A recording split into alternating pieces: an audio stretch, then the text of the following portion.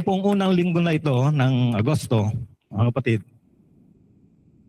titingnan po natin. Alam nyo, ang Diyos po ay bawat nilalang niya, meron po siyang divine purpose. Meron po tayong makukuhang prinsipyo, mensahe, lesson, aral, na kailangan po natin. Ng Diyos, ito may sa animal kingdom, ito man po ay sa mga halaman, mga plants, anything, lalo na po yung pinaka-obra maestra niya, the masterpiece, yung tao, lalo po tayong mamamangha. Ngayon, pupunta po tayo doon sa animal kingdom. Kukuha po tayo ng isa doon. Yung pong hari ng mga ibon, sino po yung haribon? Hari ng mga ibon, tayo po'y merong ganyan. No, especially sa Davao area. Anong ibon 'yon? Anong ibon 'yon? Haribon. Hari ng mga ibon. Anong ibon? Agila. We have Philippine eagle, mga kapatid. So ito po ang titingnan natin dahil isa po ito sa ginamit ng hayop ay ginamit ng Diyos sa Bible. Kung babasahin ninyo. Isa po ang ginamit niyang agila at hindi po basta-basta ang paggamit ng Diyos dahil kinumpara niya sarili niya sa agila at tayo rin po sa agila. Tingnan po natin. Pambungad ng mga talata sa aklat ng Isaias 40, simula 28 hanggang 31. Ito po ang ating mababasa, mga kapatid. Hindi mo ba alam? Hindi mo ba narinig? Ang walang hanggang Diyos, si Yahweh, ang manlilikha ng mga dulo ng mundo, ay hindi napapagod o nanghihina. Walang hangganan ang kanyang kaunawaan. Nagbibigay siya ng kalakasan sa mga pagod. Meron bang mga pagod dito? Kanina may narinig ako, nanghihina, napapagod. Sa mga mahihina, nagbibigay siya ng bagong lakas. Kahit ang mga kabataan ay napapagod. Meron ba mga kabataan dito? Meron? Sabi nga ng amen. Napapagod ba kayo? Hindi. Napapagod din. Siyempre, sinabi na yan sa salita ng Diyos. No? So, totoo po yan. At nanghihina. At ang mga kabataang lalaki ay nadadapa. At nahuhulog. Last verse. Pero ay panunumbalikin ang kanilang kalakasan, pumapailang lang sila ng may pakpak tulad ng mga so inahalin tulad po yung nilalang ng Diyos, tao na nakakaranas ng panghihina tulad ng mga agila. Sila ay tatakbo at hindi manghihina, sila ay maglalakad at hindi mahihimatay. So kinumpara po tayo kanyang nilalang. The obra maestra, masterpiece ni Lord sa agila. Dito po sa Isaiah 40 verse 31. Now punta po tayo sa Exodus chapter 19 verse 4. Nakita mo ang aking ginawa sa mga taga-Ehipto, kung paano ko kayo inakay sa pakpak ng agila na naman. At dinala kayo para sa akin. So dito, yung agila, ginamit ng agila patungkol sa kanya. Ginamit ng ilustrasyon ang agila patungkol sa kanya. Kanina sa Isaiah, sa mga tao. Ngayon sa kanya na po. Dagdagan pa po natin, Deuteronomy 32 verse 11. Gaya ng isang agila na nagbabantay ng kanyang pugad at pumapagaspas sa ibabaw ng kanyang mga inakay, ibinuka ni Yahweh ang kanyang mga pakpak at kinuha sila at dinala sila sa kanyang mga likuran. Dito po, ginamit ang agila patungkol kanino? Sa mga tao, Israelita o kay Yahweh? Ano pong basa nyo? Kay Yahweh.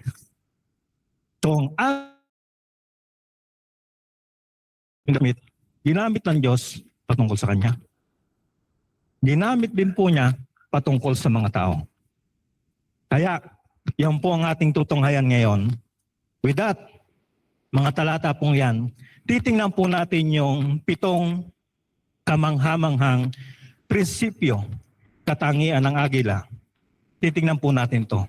Dahil ito po'y magagamit po natin sa ating buhay. 7 kamanghamanghang prinsipyo patungkol sa mga agila. Handa na po ba kayo sa 7? Hallelujah. 7 po. Una, ang mga agila ay lumilipad ng nag-iisa sa mataas na lugar. Sila ay hindi lumilipad na mababa. Sila ay sa mataas na lugar. Sila ay bababa lang para ano? Mandagit ng kanilang kakainin buhay.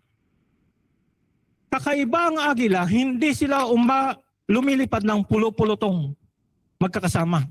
Kung may kasama man ang agila, maaaring ito ang kanyang mate, ito ang kanyang asawa. Opo. Pero napakadalang, mag-isa lang talaga ang agilang lumilipad sa mataas na lugar. Hindi katulad ng mga kalapate. Nakakita na ba kayo ng kalapate? O di ba? Lumilipad, medyo mababa, sama-sama. Nakakita na po ba kayo ng ibong maya? Marami dito sa atin. Di po ba? Sama-sama silang pero kakaiba po ang agila. Mag-isa po siya. Ayaw po niyang kasama ang kalapate. Ang mga uwak, sama-sama rin pong lumilipad. Ayaw din po niyang kasama ang uwak. Mag-isa lang po siya. Opo. Yan po ang agila. Ang agila po, batid niya ang mga kaganapan nangyayari sa paligid dahil nasa itaas niya. Iba ang pananaw ng nasa itaas. Malaki ang sakop mo, ang natatanong mo kapag ikaw ay nasa itaas kaysa ikaw ay nasa baba. Batid niya ang mga nangyayari sa paligid, alam niya. Pero ang agila sa isang bagay. May focus. May focus pong agila. At siya ay bababa, parang lumalanding na eroplano kapag siya ay dadagit na ng kanyang kakainin. Ito man ay manok, ito ay isda, kadalasan sa karagatan, isda. O di kaya sa kabundukan, sa jungle, maaaring siya ay dadagit. Siya po ay doon dadagit ng kanyang mga kakainin. Dahil ayaw po niyang padistract. Ayaw po niyang padistract. Kahit may mga lumilipad na mga maya dyan, mga kalapati dyan, hindi po siya nadidistract. Ang agila. Dahil kahit batid niya yan, mga kaganapan dyan, siya po ay merong pinagtutuunan ng pasin. Siya po ay may focus. Ang agila po, siya po ay lumilipad na mag-isa sa mataas. Alam nyo, kayo po ba ay merong pangarap?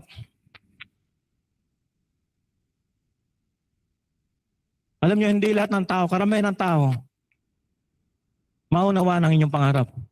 Sasabihin nila, mayabang kayo. Hindi yan mangyayari. Maring ganon. So babatakin ka. Pag bumarkada ang agila sa uwak, babatakin siya. Iba ang activities ng uwak ng kalapati guys sa agila. Kung ikaw ay may pangarap, kailangan nakatuon ang pansin mo doon. Huwag kang padidistract. Huwag kang padidistract. Huwag kang babarkada sa mga walang pangarap. Tingnan mo yung katabi mo. Lahat ba ng ka-cell group mo may pangarap? Kasi ang agila, hindi siya bumabarkada sa ganun. Mag-isa lang siya. Si Joseph, nung sinabi niya ang kanyang pangarap, anong ginawa sa kanya ng mga kapatid niya? Nagalit. Mag-isa lang siya. Iniwanan, halos patayin, pero hindi itutulot ng Diyos na mamatay ang dreamer. Hindi. Nihulog siya sa balon. Mag-isa lang siya. Binenta siya. Mag-isa lang siya. Pero po, may mga panahon, kapag gusto mong matupad ang pinapangarap mo, mag-isa ka lang. Kasi yung mga tao maaaring hindi maunawaan. Maaaring kahit sa pamilya. Especially nung kayo na-born again, parang hindi nila maunawaan. But you must go on. Katulad ng agila, hindi siya napapadistract. Pero nababatid niya, alam niya ang mga pangyayari. May gulo sa kapaligiran. May gulo sa tahanan. May gulo sa community. May gulo sa eskwelahan. Anywhere. Batid niya yun. Ngunit, mayroon po siyang pinagtutunan. Hindi siya nagpapadistract. Hindi. Kaya, pagbaba niya, pagdagit niya, kahit may mga kung ano-anong malong milipad dyan, nakatuon siya doon sa kanyang target. Yan po ang agila. Hindi ka pa didistract. Kahit may gulo. Kabi-kabila may gulo. No? Maraming magugulo. No? Katulad sa mundo natin. Dapat hindi po tayo pa-distract. Dapat may focus po tayo. Mga kapatid. At huwag kang babarkada sa walang dream. Walang pangarap sa buhay. Lalamunin ka. Yung parang, okay na ito. Okay na to. Yung walang pangarap, ang agila po, hindi siya nakikibarkada. Yan po ang maganda sa kanya. Kahit mag-isa siyang lumilipat sa itaas. Wala kang makikitang agila na nakikisama. Pulo-pulutong bumabarkada sa iba-ibang ibon. Iba ang agila. Tingnan mo yung katabi mo. Iba ba yan? Kakaiba pagkalit.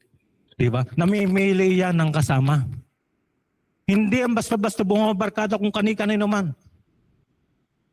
Pag ito, hindi siya sasama. Hindi. Kasi babatakin siya eh. Alam niyo, mga tao sa mundo, kapag may dream ka, babatakin ka nila. Gusto nila maging katulad kanila.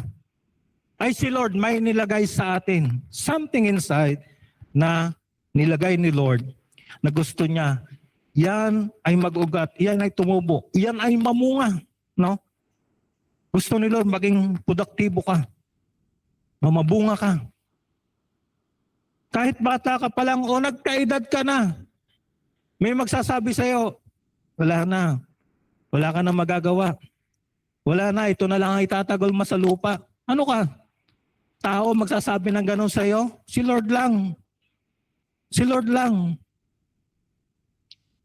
May magagawa pa tayo. Habang may hininga, sino po naniniwala doon? Habang ikaw man ay yung pinakabata dito sa pagtitipong ito, ikaw ang pinakamay edad dito. Hanggat nabubuhay ka, merong layunin si Lord sa buhay mo.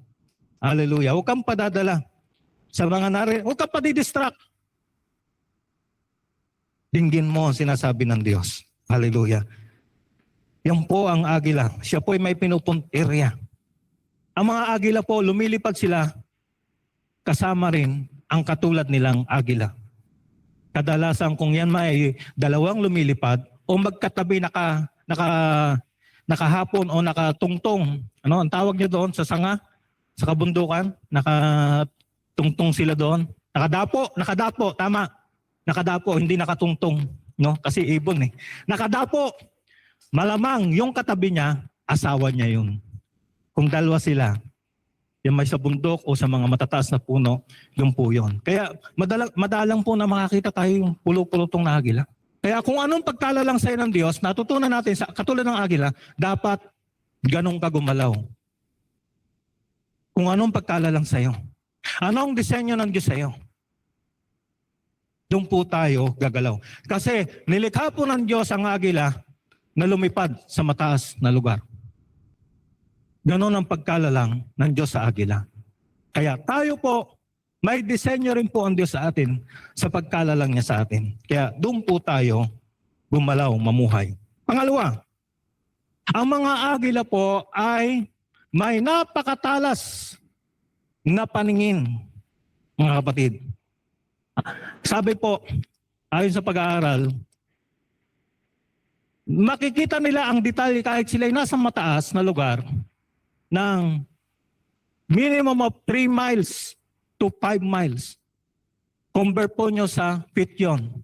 Ang ibang agila, halos abutin na nila yung altitude ng lumilipad na commercial plane.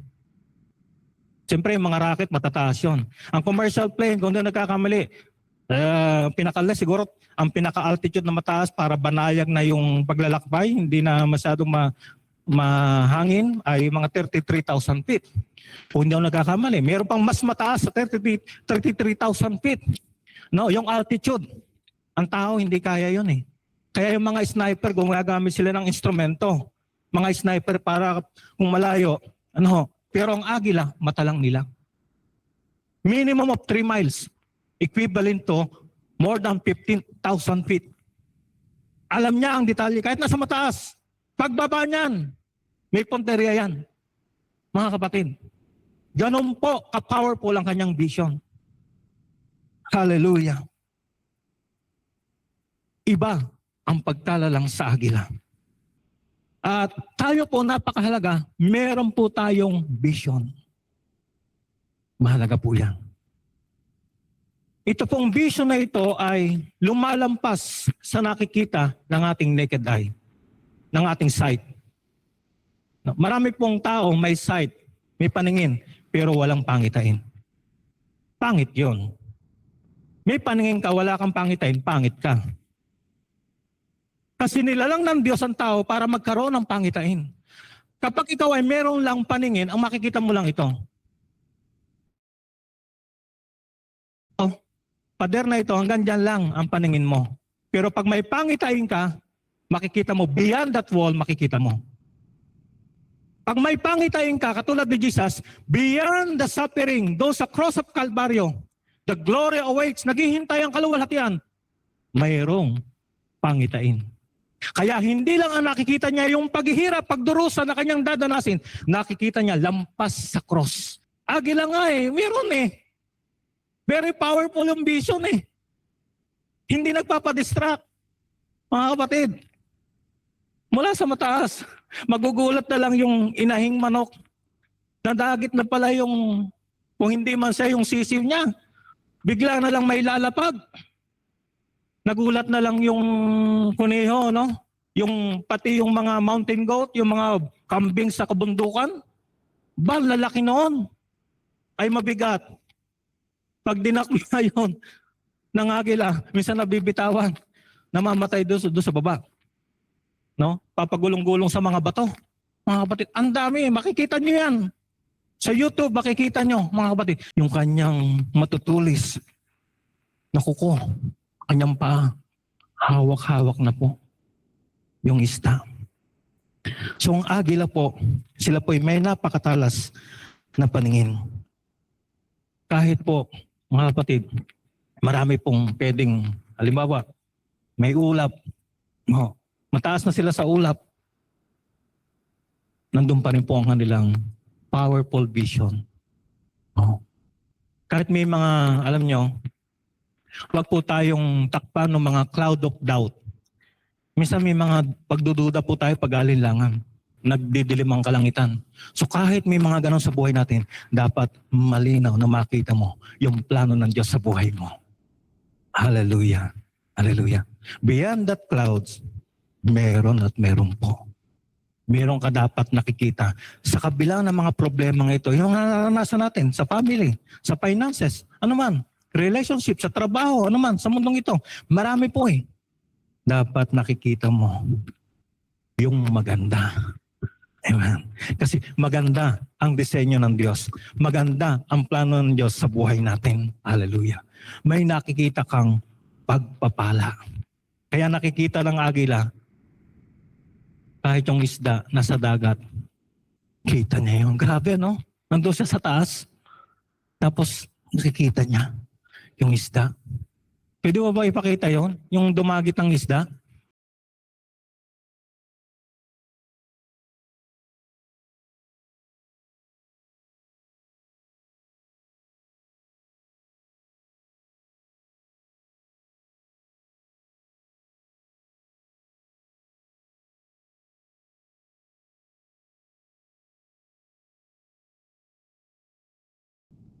So pangatlo po, ang agila, ito po, ay hindi kumakain ng patay o luma, bulok.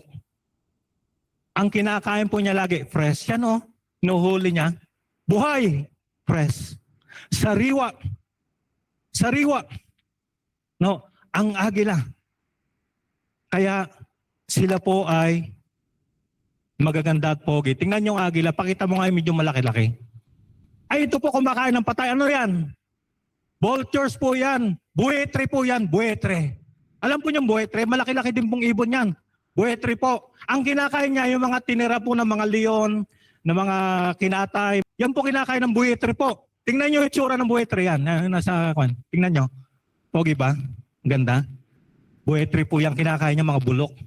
Mga patay. Ang agila, sariwa, press, ang kinakain niya. Buhay. Yan ang agila. O, kita niyo. Alam niyo, ang salita ng Diyos, laging sariwa. Pag wala kang salita ng Diyos, mga kapatid, buetre ka. Kumakain kayo mga tira-tira. Kakainin mo yung mga prinsipyo dito sa mundong ito. Buetre tayo. Pag ikaw ay nag-devotion sa sarili mo, sariwa yon. Huwag yung dinidevotion mo, dinidevotion na ng iba. Babasa ka lang ng mga devotional journal. Na-devotion na nila yon. So ibig sabihin, kinatas na nila yung tira na nila. Ikaw mismo, direct from the Word of God, meditate day and night. Katasin mo ikaw mismo para sariwa. Ganon ang agila. Wala kayong makikitang agila nakakain ng patay na. Uwak. Uwak. Naalala niyo yung uwak? Inutusan ni Noah nung after na po ng 40 days, 40 nights na ulan. Kung nag-subside na ang baha. Di ba nagpakawala siya ng uwak? Tapos yung isa ay dab, kalapate. Yung uwak, hindi na bumalik. Hindi ba kayo nagtatanong, bakit hindi na bumalik yung uwak? Uwak kasi yun. Uwak. Kasi maraming nakitang mga patay. Pag subside ng tubig, pinaglalantakan, pinag-uupakan na ng uwak yun. Hindi na bumalik. Ganun ang uwak. Kapag nakakita ang bulok na pagkain, hindi na yan magcha-church. Hindi na, ayaw na. Kasi dito sa church, sariwa dito eh. Sariwa. Hindi na natin sa cell group. Uwak eh. Pero pag agila, gusto niya lagi sariwa. Kaya yung mga cell leader, dapat sariwa yung pinag-uusapan nyo sa cell group kasi mga agila yung kasama nyo. Hindi na yan babalik sa cell group. Pag puro bulok, ang luma, mga kapatid. Kailangan, hindi tayo obsolete yung pinaglipasan na ng panahon. Dapat, nag-a-upgrade tayo, nag-a-update tayo. Lahat nag-upgrade na, nag-update na ang technology. Grabe ang kanilang, marami na. Ang development sa Big Night, tingnan ninyo, naglalabas na yung mga kwan dyan. Iba-iba. Pero tayo, hindi tayo pwede mapag-iwanan. Naunawaan nyo? Kasi ang agila, ayaw niya ng bulok. Ayaw niya ng luma. Ayaw niya ng patay. Gusto niya buhay. Buhay po pa ang salita ng Diyos. Yan ang kailangan mo. Dahil ang salita ng Diyos ay magkabilay talim. Tumutusok. Ito ay buhay. Buhay. Yan ang kailangan natin. Kaya dapat nagpaparefresh po tayo. Mga kapatid, hayaan po natin tayo po ay laging i-refresh. Panariwain ang salita ng Diyos ng banal na Espiritu. Dahil kailangan po natin to. Hallelujah. Kailangan po natin to.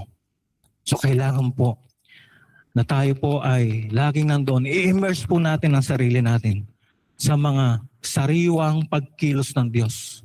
Huwag po kayong pauhuli. Dapat lagi pong konektado kayo. Ano na ba nangyayari? Ano bang mensahe ng Panginoon? Pag huminto po kayo sa word, meditation, huminto kayo sa prayer, sa fasting, ay tapos na ang 21 days. Hallelujah! Praise God, 21. Hindi po. Meron pa rin po tayong regular na fasting. Actually, kahapon, corporate prayer and fasting per Saturday. Pwede nga yan, mag-schedule ka weekly. No? Ano mang araw yon? Yung mag-escape ka lang ng isang meal o ano man, basta nagpapas ka. Depende sa'yo. Hindi porket tapos na ang 21 days, ay wala nang fasting. Kasi kung paano ikaw ay nagpe-pray palagi, ang fasting ganon din. Kasi pare-pares ang weight niya ng tinuro ng Panginoon sa Matthew 6. Yung pagbibigay, pag-aayuno, at pananalangin. So pantay-pantay po yan. Kaya ganun po ang treatment dyan mga kapatid. So kailangan po tayo ay laging nare-repress. Pag tayo po laging nakikinig ng mensahe ng Diyos, nagbabasa, nagbubulay-bulay ng kanyang salita, may inspired po tayo. Bakit po? Dahil ang salita ng Diyos ay inspired. The Scripture, Holy Scripture, inspired. God-breathed. Ito po ay hininga ng Diyos. Ito po ay sa pamamagitan ng inspirasyon ng banal na Espiritu. Kaya may inspired ka, mabubuhayan ka, sisigla ka. Pag wala ka niyan, lagi ka manlulumo. Dadaigin ka, tatabunan ka ng mga problema, mga pagsubok sa buhay na ito. Dadaigin ka. Dahil hindi ka na-inspired, hindi ka napapalakas. Kaya napakahalaga po. Kaya yan lagi dito, salita na ng Diyos. Pag uwi nyo sa bahay nyo, salita pa rin ng Diyos. Pagkakain kayo, salita pa rin ng Diyos. Pag magseselgop kayo, salita pa rin ng Diyos. Bakit po? Kailangan natin eh. Kailangan natin. Lifestyle na po yan. Buhay na po natin yan. Hindi na po pwedeng tanggalin sa atin. Apat pong prinsipyo mga kapatid. Ang agila po, kakaiba po talaga sila. Ang naging isang ibon na sumasalubong sa bagyo. Yung mga ibang ibon, magpasinin niyo yung mga hayop, nagkikidlatan. Meron pong lightning, thunder, meron po. Nakukun po sila, nagraratel. Ang napasin ko yung mga aso. Nung nagkaroon ng thunder, lightning, nandun lang siya sa labas sa garden. Gusto niyang pumasok sa bahay. Sinira niya yung pinto namin, pati mga kortina. Trouble sila. No? Alam ni Doc Mer na yan. No? Karamihan ng hayop. Karamihan. Pero kakaibang agila. Nandiyan ang storm. Sasalubungan niyang storm. Mas mataas siya kaysa bagyo. Kaya ang bagyo, galing ng Pasipiko, siyempre silangan eh. Laging ka, minsan umiikot, silangan. Pagpasok ng Pilipinas, minsan lumalakas pa sa karagatan. Nag-iipon ng lakas. Pero, hindi siya ganon kataas. Babangga siya sa Cordillera. Kabundukan ng Pilipinas, hihina siya. Ang agila, mataas kaysa bagyo. Ang bagyo, babangga sa bundok eh. Sasalubungin niya, kahit may bagyo, siya ay magpapailan lang. Aangat siya, mangingibabaw siya sa bagyo. Ganyan ang agila. Tayo pong nilalang ni Lord, aapakan mo yung mga circumstances sa buhay. Ano man yung mga pagsubok na yan, mangingibabaw ka. Dahil sa ginawa ni Kristo, tayo higit pa sa mananagumpay. Hallelujah! Hallelujah, grabe. Hallelujah. So hindi po sila natatakot sa bagyo. They love it. Kakaiba talagang ibon to. Grabe. Iba talaga ang ang dami talagang matututunan sa agila. Kakaiba.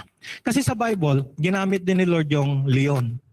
Kasi si Jesus nga tinawag na Lion of the Tribe of Judah. Kasi when it comes to leadership, leon naman yan. Leon naman ang gagamitin yan. Kapag leadership, paano mo ililid yung pulo-pulotong? Kasi ang agila, leadership, kasi mag-isa lang eh. So hindi siya pwedeng gamitin sa leadership. Ang ginagawa, leon. Yan. The king of the jungle. Hindi siya ang pinakamalaki, pinamalakas, pero grabe ang leadership niya. Grabe ang tapang niya. Maganda rin ang leon. Maring ikaw na ang pinakamaliit sa pamilya nyo katulad ni Gideon. Maring ikaw na yung pinakamaliit dito sa church. O sinasabing parang hindi masyadong napapansin.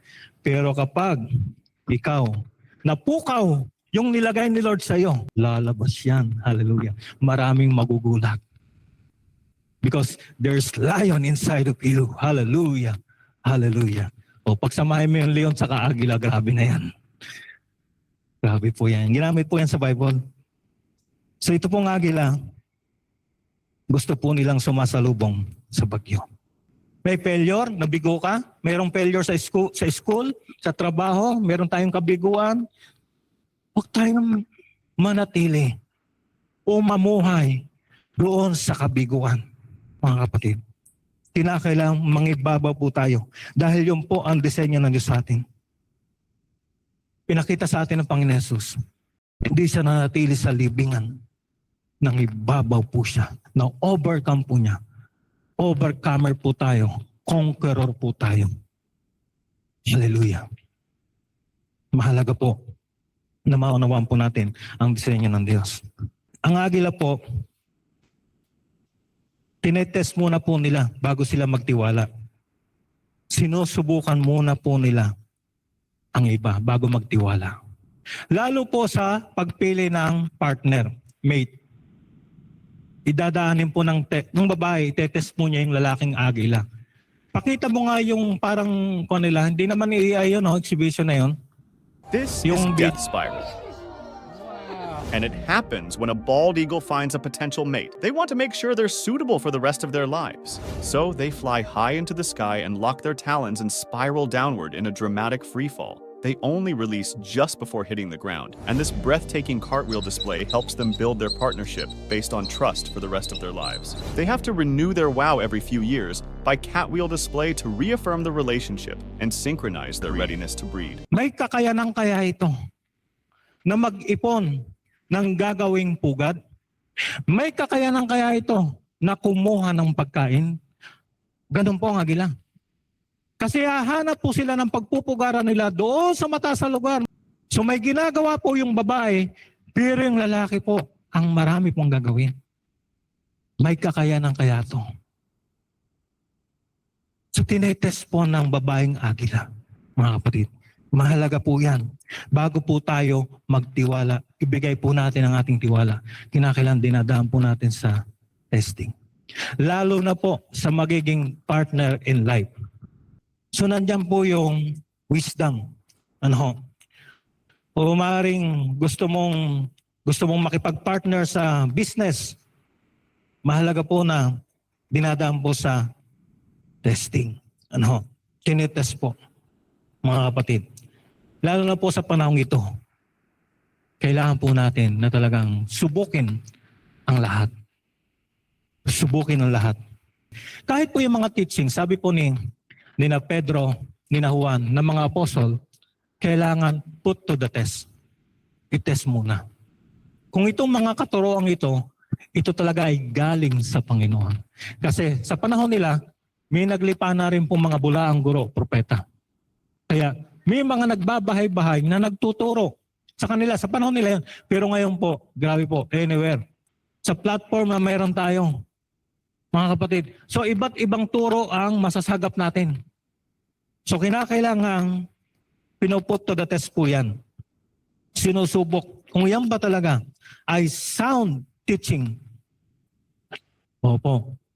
Para masubok mo na ang isang narinig mong turo ay sound o ito ay okay, ayos, ayon doon sa tinuturo ng Panginoon. Kaya challenge po sa atin dapat tuloy-tuloy po tayong subsob sa pag-aaral ng katotohanan ang salita ng Diyos. Tuloy-tuloy po tayong mag-inquire sa Diyos, kausapin ang Diyos, dahil si Jesus ang katotohanan. At ang banal na Espiritu, siyang magtuturo at gagabay sa atin, siyang pinadala ng Ama matapos ng anak, bugtong na anak ay bumalik sa kalangitan, ang banal na Espiritu, siya pong magtuturo sa atin. So dapat laging dikit tayo doon. Siya kasi ang magtuturo eh.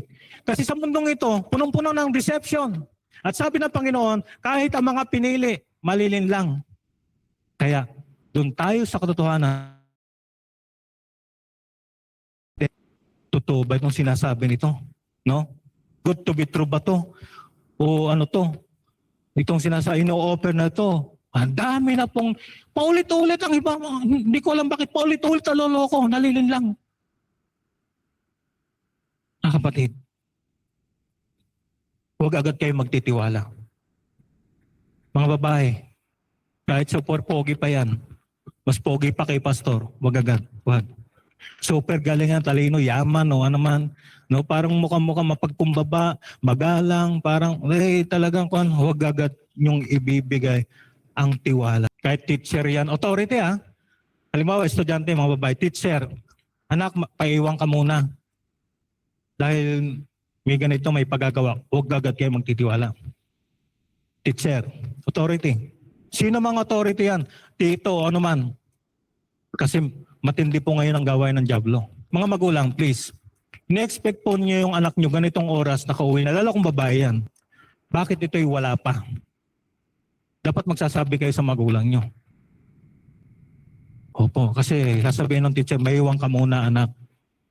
O tawagin ka sa may iwan ka muna. Ganyan, mga ganyan. Sino mang authority, mahirap po rin yung tiwala po. They abuse their power and authority. Opo. Kahit po sa loob ng tahanan o saan man, labas ng loob ng tahanan, they're abusing their authority. Doon na po tayo sa panganim, mga kapatid. Panganim, ang mga agila ay naghahanda para sa pagsasanay. Yan po yan. So sinasadya po nila, yung mag-asawang agila, sinasadya nilang maglagay ng kanilang pugad, tirahan, doon sa mataas. Kasi pagdating ng araw, yung mga inakay, anak nila, may purpose yung bakit sa mataas, bakit hindi sa baba. Sasanayin po nila yon. Opo. Sasanayin nila yon. Para ito'y matutong lumipad. Alam ba ninyo na mahalaga po sa atin ang pagsasanay? Ang training? Para tayo po makagalaw, makapamuhay, ayon sa disenyo ng Diyos, we need training. Kailangan po natin ng training. Ang agila, dinisenyo siyang ganun. Pero kung walang training, kung hindi ganon ang gagawin, hindi niya may pamumuhay yung pagiging agila. Kung siya ay nandun sa baba, nasama sa mga manok, nasama sa mga pato, hindi niya may pamumuhay ang pagiging agila. Kaya ikaw bilang anak ng Diyos, obra maestra, ikaw ay nilalang ng Diyos, dapat patrain ka. Kaya meron po tayong discipleship journey na tinatawag, training po yon. Iba't ibang level po yon. At dapat ini-enjoy po natin yung training, mga kapatid. Ini-enjoy po natin dahil kailangan po natin yan. Sino po dito nag-i-enjoy kapag mag-training? Lahat po ng profession. Kung gusto mo ng advancement, gusto mo ikaw ay umangat, mga kapatid, lahat ng field, kailangan mag-undergo ng training. So kung gusto mo lumago ka sa pananampalataya, kinakailangan umaangat ang iyong training. Kung ikaw ay isang expert o ikaw ay isang nag-aaral sa agham o nag-aaral ka sa medical, yan ay tuloy-tuloy sila sa pag-aaral sa pagtitraining para umangat sila ng umangat, mga kapatid. Marami silang madiscovery. Ano mang larangan, tuloy-tuloy ang training. Si Manny Pacquiao ba minto na sa training? Manny Pacquiao, minto na? Alam nyo kung tayo, meron ba tayong goal, pinapangarap, hindi tayo hihinto sa training. Yung agila po, nakahanda po sila para sa pagsa. Lastly mga kapatid, number 7, ito na po tayo. Ang mga agila ay tapat sa isang partner panghabang buhay. Hindi ang katulad ng mga nakikita nyong ibon dyan, Maya, mga dyan. Kaya tingnan ninyo, ang agila dahil habang buhay sila, habang buhay yung partner nila, tingnan nyo ang design ni Lord. Ibon to ha. How much more tao? Tao. Dito namangha po ako dito eh. Siyempre, tinignan ko rin yung ibang mga ibon. Base sa nakikita, saka sa research, oo nga no. Kaya pala itong agila, kukunti lang sila. Hindi sila yung kung sino-sino na lang. Oo, aso. Naubos na ba yung asong askal? Yung, ang tawag doon, yung mga asong gumagala sa kalye? Askal, naubos na ba yan? Hindi pa.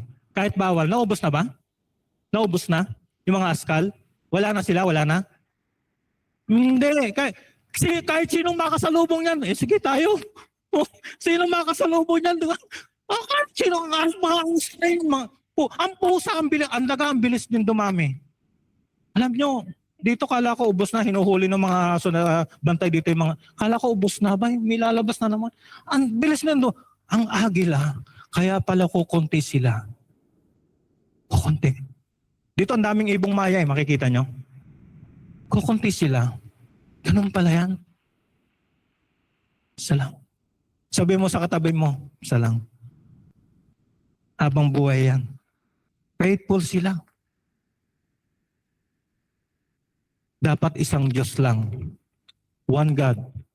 Ang pinakamataas na relasyon sa Diyos, isang Diyos lang dapat po. Hindi yung marami tayong Diyos-Diyosan. Pati sarili natin, din Diyos natin. Yan ang pinakamataas na relasyon, mahalagang relasyon.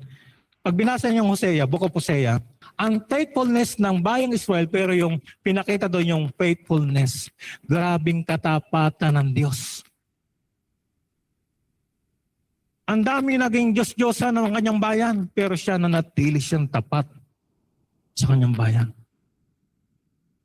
Yan po yun. Pinakita po ng Diyos. Kaya, hindi po sumuko ang Diyos. Hindi niya sinukuha ng tao. Kahit ang tao ay nagrebelde, marami siyang ginawang kaparanan. At ang pinakahuling kaparanan niya, pinadala niya ang kanyang bugtong na anak, ang Panginoong Kristo. Para tayo may panumbalik sa Kanya. Ganun po ang ating Diyos.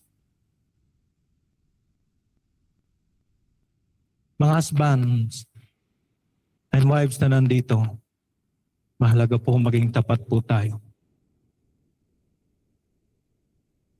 Yan po ang pangalawang relasyon. Sa lupa, yan talaga.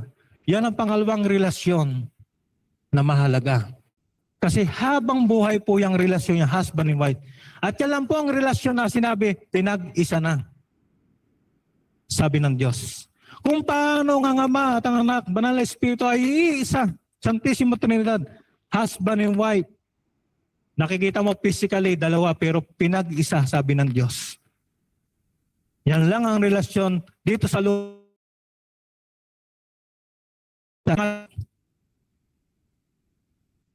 Makakasama ng magulang yung anak siguro.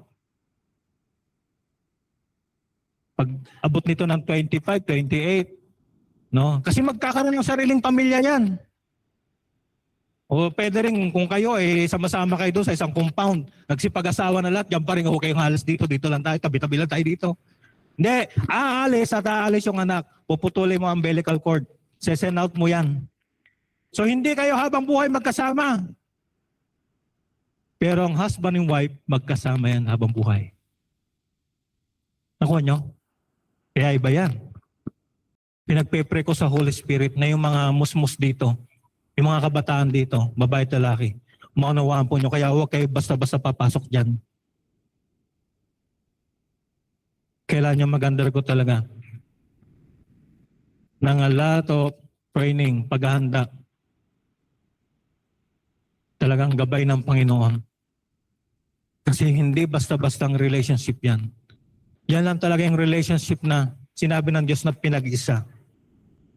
Kung paanong ang Ama, Anak, Banal na Espiritu ay isa. So yan po yun, mga kapatid. So ang agila po, isa pong partner ang habang buhay. Gusto po ni Lord, nang bawat sa po sa atin, masumpungan po niya na tayo po ay tapat sa Kanya. Sa isang Diyos. Siya lang po. Maging tapat po tayo. Husband and wife, maging tapat po sa isa't isa. Yung po ninanais ng Panginoon. Gusto niya ma-preserve po yung relationship. Kaya mga kabataan, please, huwag niyong paglaruan ng relationship. Huwag. Huwag kayong nangongolekta ng jowa, mga ganun, dami. Marami nang iniwanan, marami nang luhaan. Huwag na ninyong dagdagan. Huwag na. Kasi marami nang lumuha, marami nang iniwan. Huwag na nating dagdagan. Huwag na natin dagdagan ng mga sakit, kapigatian na naranasan nila. Tayo na maging solusyon. Tayo na ang gamitin ng Panginoon para lunasan. Lunasan ang mga nasugatang damdamin at puso. At wala namang imposible sa Panginoon. Amen? So sa mga nasugatan, mga nasaktan, nandiyan ang biyaya ng Diyos, ang kapatid. Huwag tayong manatili doon, katulad ng agila, pumapailan lang siya. Huwag tayong manatili doon sa tayo duguan, tayo sugatan. Dahil hindi pa katapusan ng lahat. Habang tayo may buhay, meron at meron pang layunin ng Diyos sa buhay natin. Nais niya na tayo makapamuhay ayon sa kanyang layunin. Sandali pong ito tayo po tumayo.